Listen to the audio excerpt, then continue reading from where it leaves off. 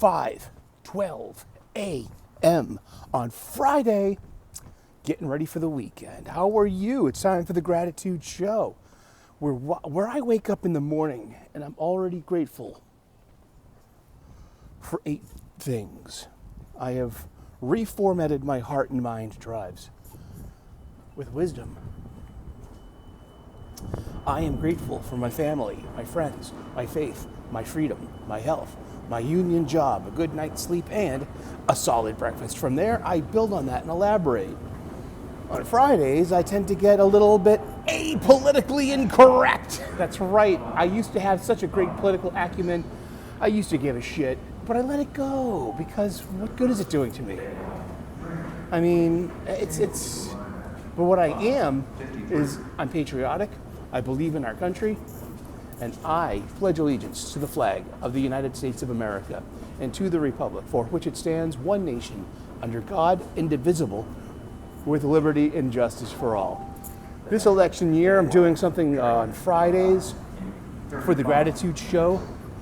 It's called Apolitically Incorrect. I'm blessed and grateful not only to have a political acumen, but the wisdom to stop being attached to it, and I let it go. Why? How's it helping me? I mean, it's Buddha suggested you have to identify what suffering is, and you have to discard it from your life, or maybe even learn to live with it in order to not suffer. That suffering is one of the intrinsic, natures of the world, dukkha, and that dharma, cosmic truth, will set you free from that burden. Oh boy. Yeah, so how about that debate with the vice presidents? I don't care. Oh my gosh. But what it does is it kind of illuminates things like, look at Tim Walz. He did look like a deer caught in the headlights. He did have broken doll eyes. He kind of got pantsed by the confident, younger, and stronger J.D. Vance. He got pantsed or vanced. Ha ha ha ha! Oh, waka waka. Buenos dias. ¿Qué onda?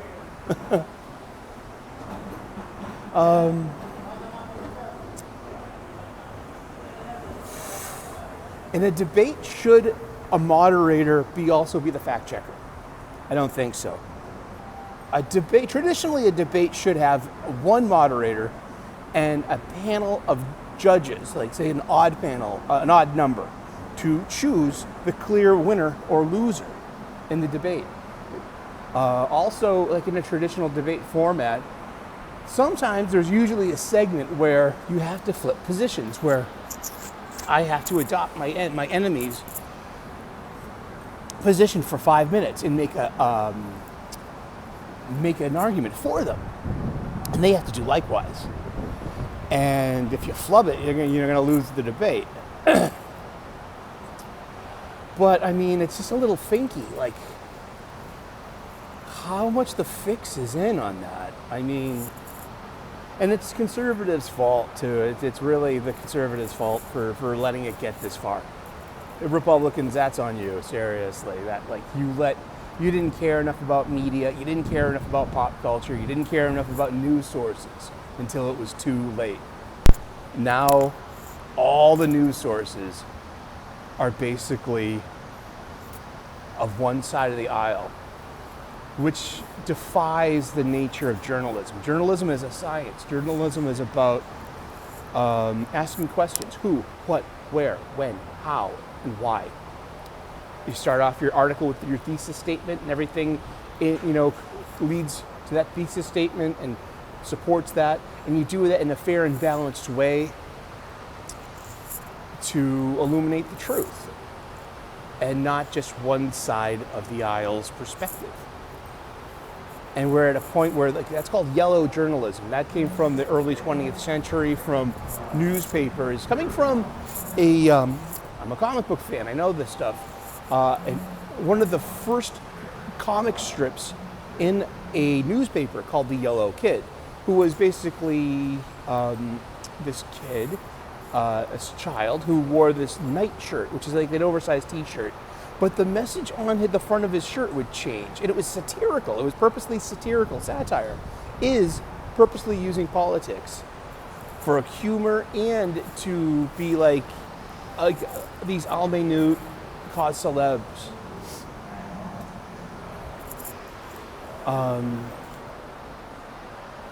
Let's see if it's safe to take that last train. I'm a little leery of. You should be leery of the unhoused population. You know, shit. Don't let your guard down. It's, you know, it's like what. It's like that episode of Deep Space Nine, where Quark is talking to his nephew Nog about the nature of humans. You like these humans, don't you? Don't you, Nog? But you take away their creature comforts. You wait till they're hungry, and they are just, you know. This is a paraphrase, but you'll get to see their true nature. I believe in that. See, 5:17 a.m. The train is on time. I am pleased. I am pleased with this. Oh no! It's the beeping new train.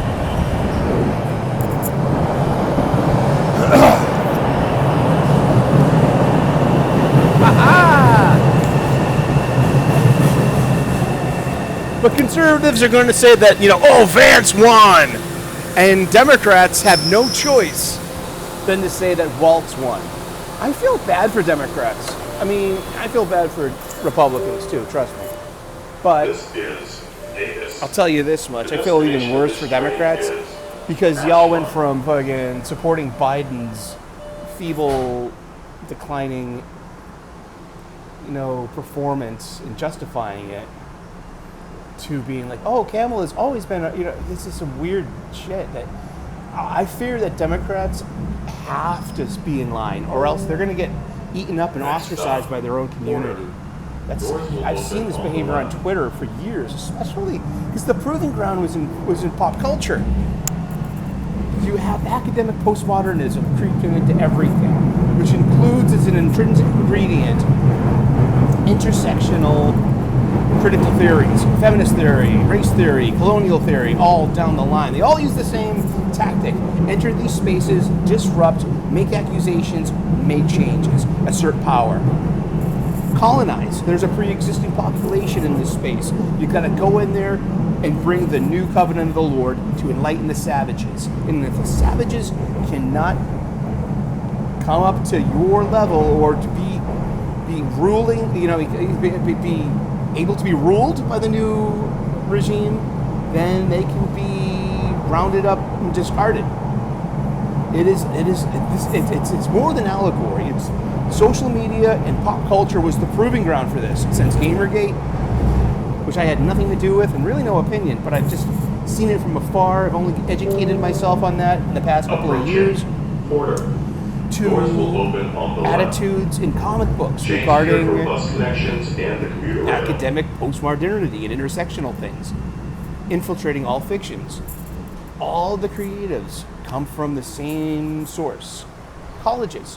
In the past 30 years, colleges, we have 3 generations of political correctness in colleges. And so now you have 2 generations of executives, especially from Ivy League universities, business schools, that are inculcated with this mind virus and of this illusion of modernity, the modern audience. And that if you're not with us, you are othered. If you're not an ally, you're an other. You're either part of the oppressed and trying to save the world, or you are an oppressor, or even worse, you are adjacent to the oppressors, giving them the air and the space that they need to succeed. Therefore, you are evil by your own adjacency and must be put on the firing line with them. That's just all they think. This is an independent observation from this person, from the South Boston projects, from these cheap seats, a blue-collar high school graduate with 1 year of completed college. I don't think I completed that first year. It just wasn't for me. Poor Democrats, though, you got to be in lockstep or they're going to eat you up. They're going to ostracize you from your own community. Prove me if I'm wrong.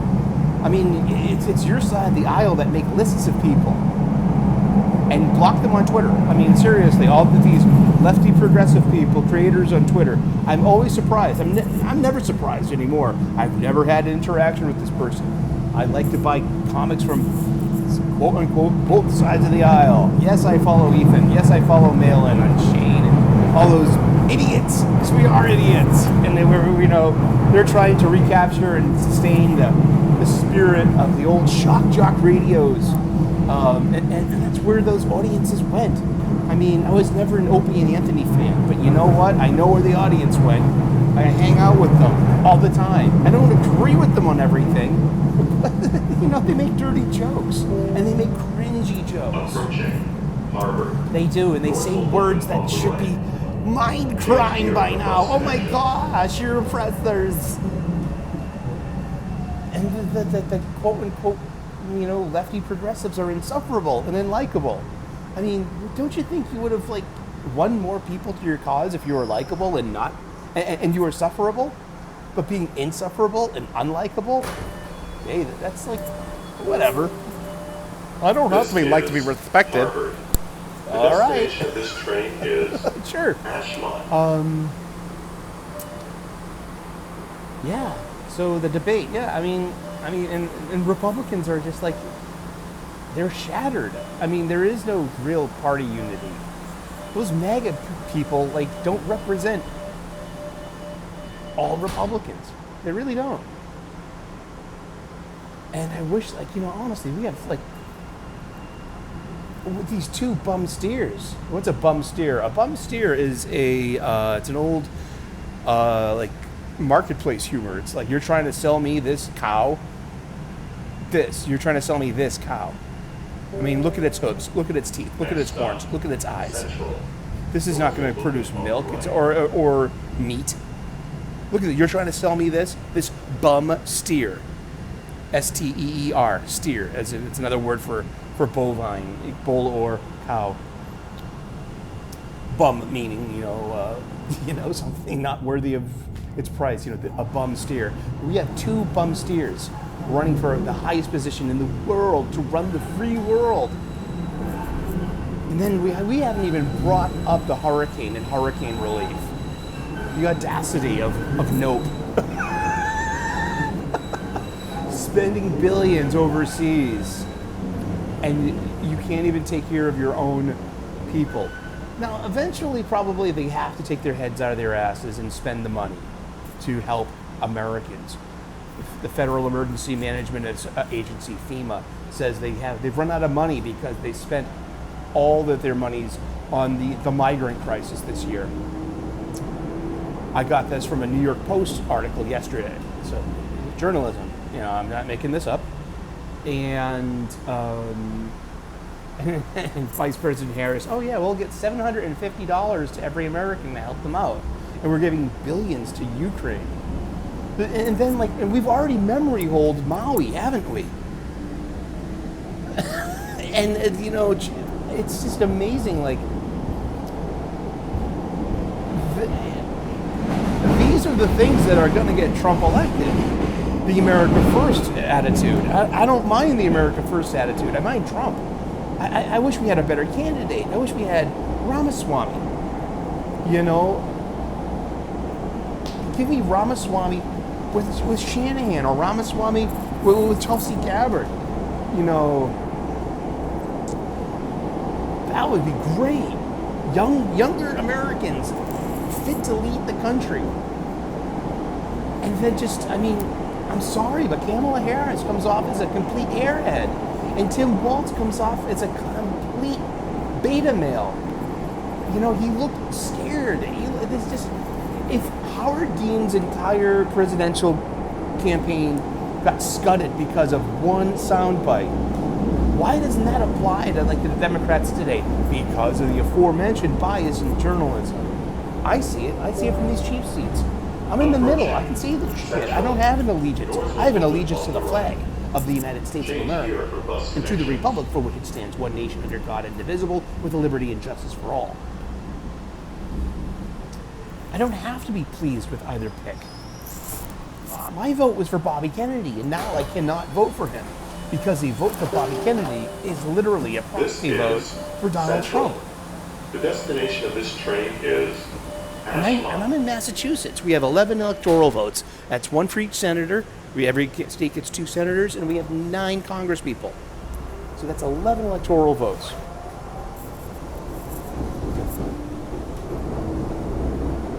And 1980 and 1984, the Commonwealth of Massachusetts sent its electoral votes to Ronald Reagan. That was the last and only time the state went Republican since Eisenhower in 1952, I believe. I looked this up, yeah, and we're a blue state, but for a blue state, from the 1990s, after Michael Dukakis, our governor, we had William Weld as our governor, and that started a tradition of fair-minded Republicans, of liberal kind of Republicans in a way, that brought the big dick, that brought big pharma here, that brought biotech. I mean, Boston is booming. Massachusetts is big, you know?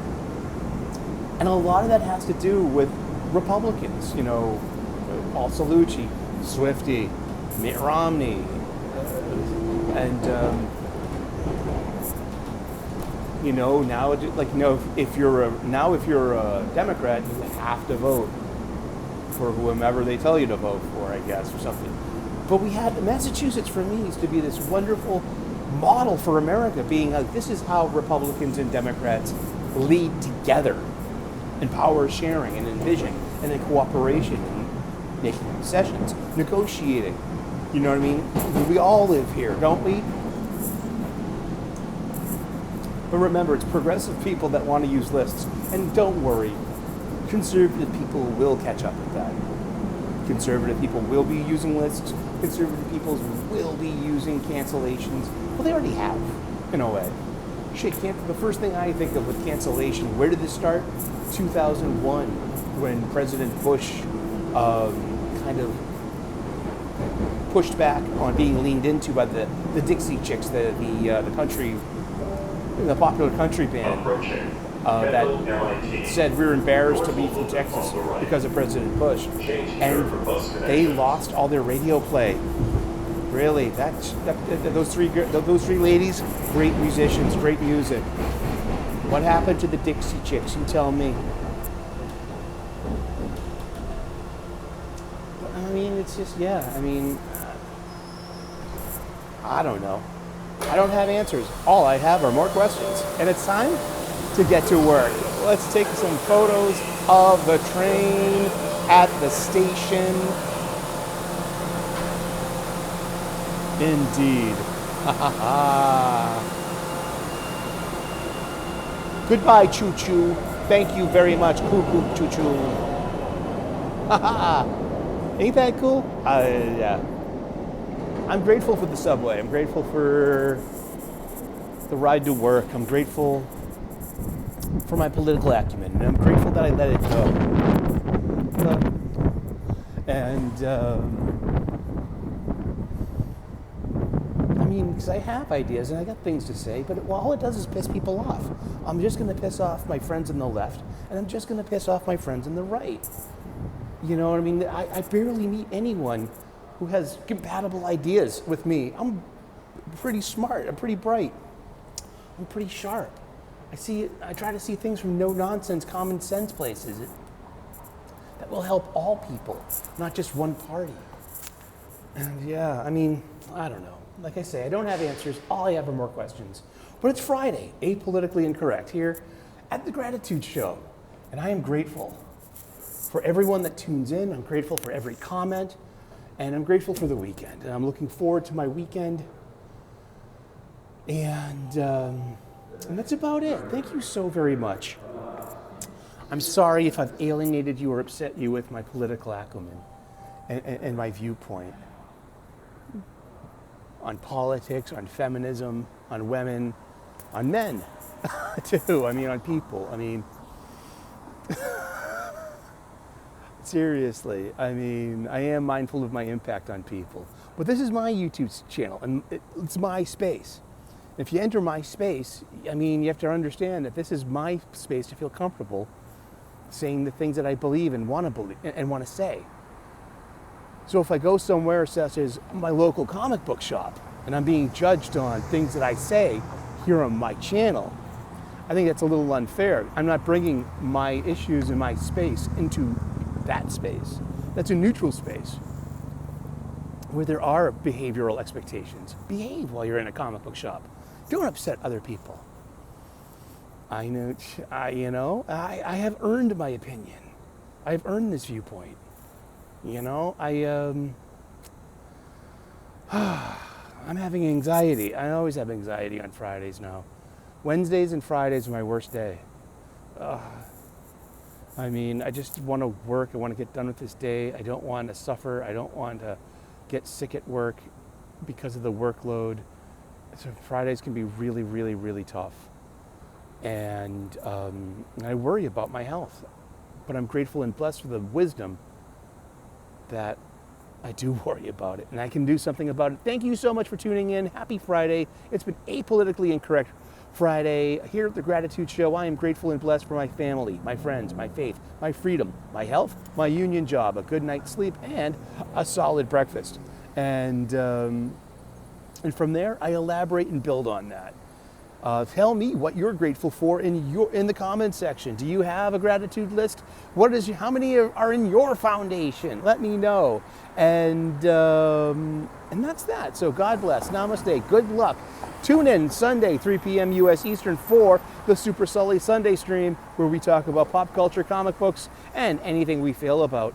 All right. God bless. Namaste. Good luck, and we will see you with more videos. Bye-bye.